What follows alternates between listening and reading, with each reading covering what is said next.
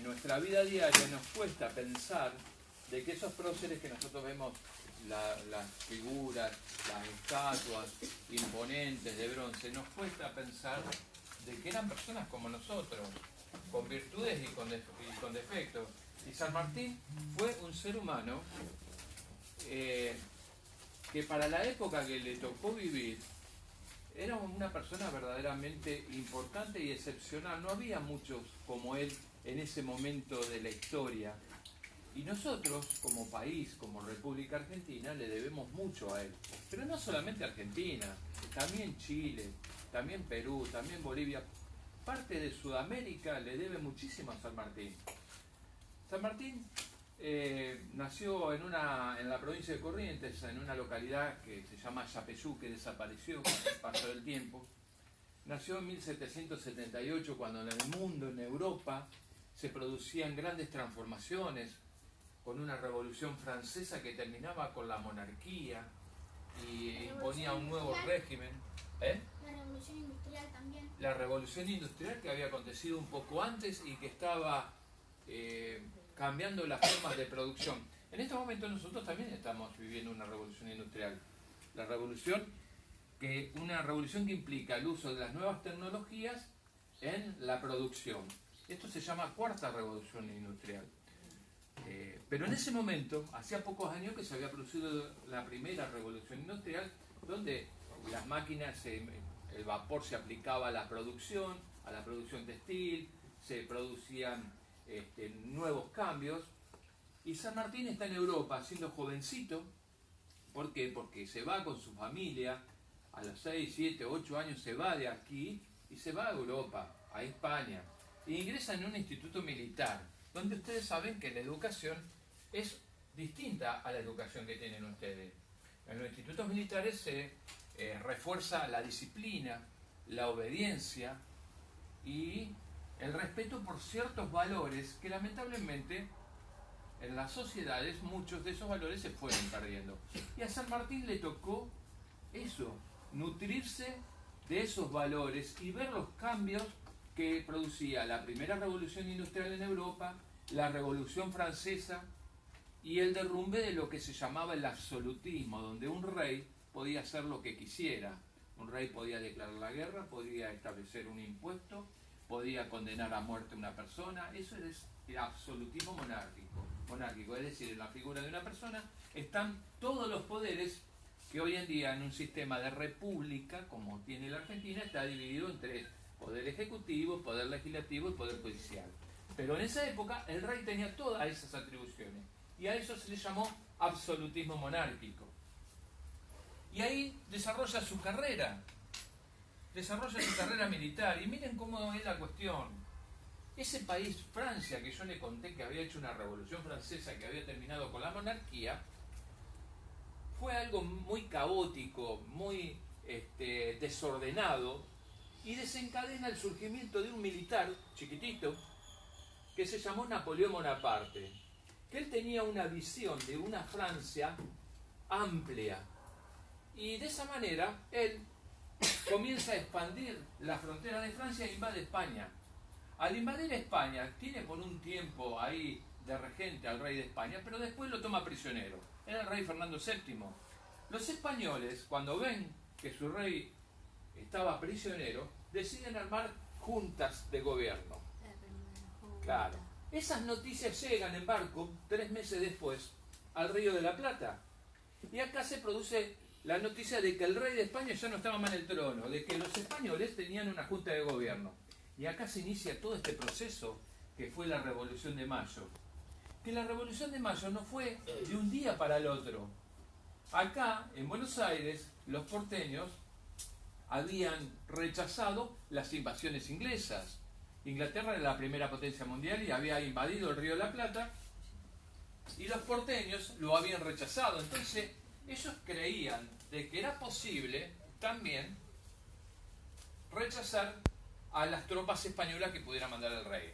Por un lado eso. Por el otro lado, en el Río de la Plata, o en el virreinato del cual San Nicolás formaba parte, había muchas desigualdades.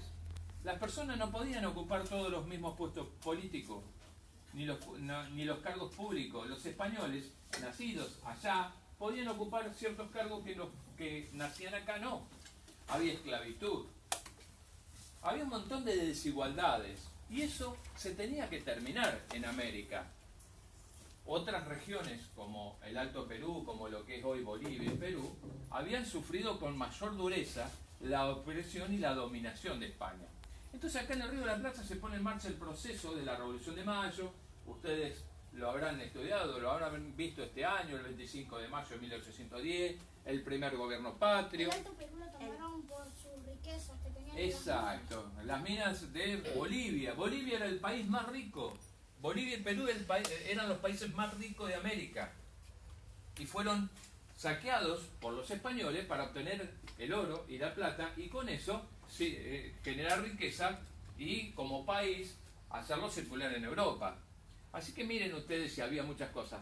El Río de la Plata, lo que es hoy Buenos Aires, no tenía mucho para ofrecer, salvo extensiones de llanuras, de campo, que después se van a incorporar a un aparato productivo. Pero San Martín está viendo de que en España se forma la Junta de Gobierno y un año después, en 1811, él parte rumbo a Inglaterra, abandona el ejército español.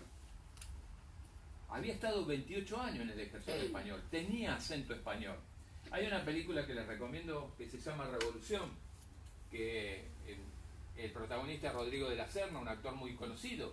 Esa película es lo más ajustado a la realidad de los últimos años de la historia argentina, porque hubo otra película muchos años antes que se llamó El Santo de la Espada, basada en un libro de un hombre, un escritor llamado Ricardo Roca. Pero esta película, Revolución, lo muestra a San Martín con acento español, y verdaderamente lo tenía, porque estuvo 28 años en España. ¿Cómo no va a tener acento español? Pero acá se le había negado antes eso, pero San Martín tenía acento español. Y desde Inglaterra, junto con otros americanos, llega al Río de la Plata. Y está en la sociedad porteña, una sociedad cerrada, todo el mundo se conocía. Y ahí es donde le presentan a la que va a ser su futura esposa. Remedios. Remedios Escalada. La familia Escalada era una familia muy importante de Buenos Aires. Y miren cómo es la cosa. La historia es algo que nos mete a todos de lleno, a ustedes, a mí. Nosotros estamos viviendo en el 2019. Todos los que estamos acá estamos viviendo en el 2019. Somos lo que se llama contemporáneos. Porque es contemporáneo, estamos en el mismo tiempo. O sea que nosotros podemos juntarnos acá y podemos ponernos a escribir las cosas que hoy ocurren. Dentro de 50 años otro historiador va a ver eso y van a decir, bueno, en el año 2019 ocurría esto, esto y lo otro. San Martín llega acá en un momento en que se había producido la Revolución de Mayo, se había armado la primera junta, después vino la Junta Grande con la integración de las provincias, después vino el primer triunvirato, y San Martín está acá en un momento muy particular. ¿Qué es lo que ocurre en San Nicolás un 2 de marzo de 1811? Se firman los acuerdos. No, faltaba mucho. ¿Cuándo? 1811. Un año después. Bueno, pero no me voy a ir, te voy a contar otra historia. ¿La Revolución de Mayo cuándo fue? 1910. Sí, ¿qué mes? ¿Qué día? 25 de mayo. 25 de mayo de 1810. En el mes de septiembre de 1810, uno de los integrantes de la primera junta, que era Manuel Belgrano, viene a San Nicolás. Porque va a llevar el mensaje revolucionario a las provincias del interior. Y viene e ingresa a San Nicolás. La vida social y política más importante de San Nicolás estaba en torno a lo que es hoy la Plaza Mitre, que en ese momento se le llamaba la plaza principal. En torno a esa plaza estaban los edificios públicos más importantes, la comandancia militar, el juzgado. Y Belgrano llega acá con su ejército y numerosos nicoleños ingresan al ejército de Manuel Belgrano. San Nicolás ya está participando en la historia argentina. Y nosotros no lo sabíamos, o no nos contaron esa parte de la historia. Eso ocurre en septiembre de 1810, pocos meses después de del 25 de mayo. ¿Qué quería preguntar? ¿Ah? Bueno, pero ¿qué pasa? Los españoles que no reconocían a la primera junta, andaban acechando por el río Paraná y rechazaban la idea de la primera junta. Entonces, ¿qué hacen? Navegan con una flota por el río Paraná y el triunvirato decide de que se arme una flota patriota y que se lo enfrente a esos buques realistas. Y el 2 de marzo de 1811, frente a las costas donde está el batallón, el 2 de marzo de 1811, ahí se produce el primer combate naval argentino. O sea que si ustedes se ponen a buscar en un libro cuándo se menciona por primera vez a San Nicolás, van a ver que la primera vez que se lo menciona es el 2 de marzo de 1811. Frente a las costas del batallón se produce el primer combate naval argentino. En el nacimiento de calle Pellegrini hay un monumento que tiene 16 metros de altura, que parece como si fuera el obelisco, pero no tiene punta, es un prisma. En el interior están los restos del comandante de la flota argentina que enfrentó a los españoles frente a las costas del batallón aquí en San Nicolás, Juan Bautista Sopardo, el monumento a Sopardo. Así que meses después de la Revolución de Mayo viene Belgrano. Belgrano parte con un ejército y meses después los españoles quieren remontar el río Paraná y acá en San Nicolás se los enfrenta. Esto trae profundas consecuencias. ¿Por qué, chicos? Porque lamentablemente fue una derrota para la flota patriota. Argentina estaba surgiendo como un país, pero no tenía una tradición marítima, no teníamos marineros. Acá teníamos gente de a caballo, gente de campo. Pero había que estar en el medio del río, en un buque, y manejar cañones. Entonces hubo que entrenar como se pudo a esos gauchos para que se convirtieran en marineros. Y muchos, cuando empezaron a escuchar los disparos cerca, se tiraban al agua del miedo. A Sopardo es tomado prisionero y se lo llevan 10 años preso a España. Entonces el río Paraná quedó en manos de los españoles y al año siguiente, pocos meses después, en 1812, cuando San Martín está en Buenos Aires, se produce el desembarco de los realistas, de los españoles acá en San Nicolás. Con sus cañones destruyen parte de la ciudad y roban y saquean San Nicolás y matan al sacerdote de la iglesia. La iglesia en ese entonces estaba donde está el edificio de tribunales, el inicio de calle Mitre y el solar o el patio del Colegio Nacional. En esa zona estaba el cementerio, la capilla y la casa parroquial. Así que, como consecuencia de ese saqueo que se produce en San Nicolás, las autoridades llaman a ese militar y le dicen: a ver, usted que llegó hace poco al Río de la Plata, ¿usted quiere prestar servicios a esta patria? Sí, dijo. Bueno, entonces arme un regimiento. Y San Martín se pone a trabajar y crea el regimiento de granaderos a caballo, cuya misión era proteger a todas las localidades de la costa del Paraná. Así que tengan en cuenta que si no hubiera existido el combate naval de San Nicolás, si no hubiera existido el saqueo y el robo a esta ciudad, a San Martín nunca le hubieran encargado hacer eso. Y no hubiera existido lo que vino después, que fue el combate de San Lorenzo, y quizás nada de lo que vino después y la historia hubiera sido otra. Así que de acá de San Nicolás tenemos parte en todo esto. Ustedes tienen parte, porque esta historia que les estoy contando es la historia de ustedes. Es el pasado de donde nosotros vivimos. San Martín prepara un regimiento de granaderos a caballo, que era algo nuevo. Un regimiento, porque a pesar de que acá éramos hombres de a caballo, no sabíamos pelear en forma de regimiento. Y así es como se prepara el regimiento de San Martín. ¿Y saben una cosa? San Martín se pone en marcha para San Nicolás. Pero San Martín era un militar muy inteligente. San Martín era una persona que tenía estudio, que conocía estrategia y táctica de guerra. Y él sabía que si llegaba a la ciudad algún espía, le iba a ir a informar a los españoles que andaban por el río. Entonces, ¿qué hace? 80 kilómetros por día a caballo, con 150 granaderos, llega por el camino de las postas, que eran lugares donde se intercambiaban caballos, donde se alimentaban a los mismos, y llega a la posta del Arroyo del Medio, que está detrás de la zona de Erescano. Y cuando llega ahí, le dice a sus soldados que esperen, manda a buscar a dos de ellos. Uno de ellos va a ser un soldado que se llama Ángel Pacheco, que con el paso del tiempo va a ser un gran general, y le ordenan que se vistan de civiles. Y les pide que vayan a la orilla del río Paraná a mirar si veían los buques españoles. Como es Arroyo del Medio, de la división actual entre la provincia de Buenos Aires y Santa Fe. Exacto.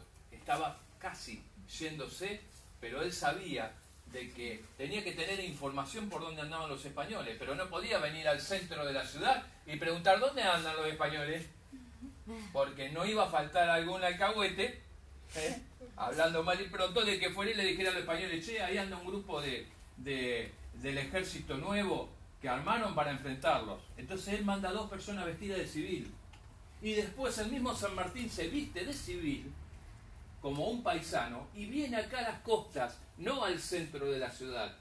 Hay historiadores en la historia de San Nicolás que creyeron que San Martín fue a la oficina de correo que estaba en la plaza principal y preguntó si había noticias de los realistas. Recientes investigaciones publicadas en el año 2013, en oportunidad de conmemorarse 200 años del combate de San Lorenzo, demuestran que San Martín llega a la posta del Arroyo del Medio, manda a dos espías a ver por dónde están los barcos españoles y después él se suma a eso. Está en esta tarea cuando le llegan noticias de Rosario, del comandante militar de Rosario, el cual fue informado de un prisionero que se le escapa a los españoles, cruza nado el río Paraná, llega a Rosario y le dice que los españoles venían a saquear otra ciudad. Como ya habían robado en San Nicolás, no le quedaban muchas ciudades cerca y los españoles se dirigían a San Lorenzo. Entonces San Martín con su regimiento sigue la marcha, entra el día 2 a la noche al convento de San Lorenzo y en la parte de atrás espera el amanecer, el desembarco de los españoles.